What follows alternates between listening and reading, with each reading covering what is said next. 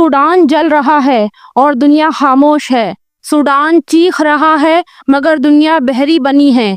क्या मुसलमान का खून इतना सस्ता हो गया?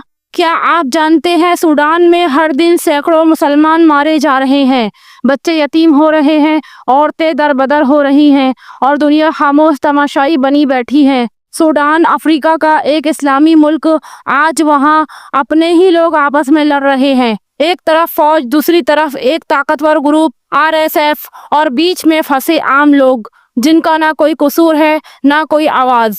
2023 से अब तक लाखों लोग अपना घर, अपना शहर छोड़ चुके हैं।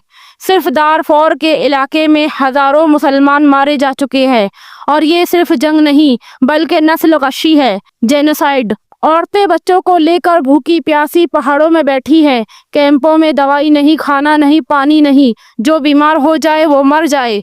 अक़वाम मुत्तहिदा बड़ी ताकतें, सबको खबर है कि क्या हो रहा है, लेकिन सिर्फ बयानात दिए जा रहे हैं, कोई अमल नहीं। क्या मुसलमान का खून इतना सस्ता है? हम क्या कर सकते हैं? खामोश ना रहे, अपनी सोशल मीडिया पर आवाज बुलंद करे, सूडान के लिए दुआ करे और जहां मुमकिन हो इमदाद करे, क्योंकि मजलूम पर खामोशी जुल्म की हिमायत होती है।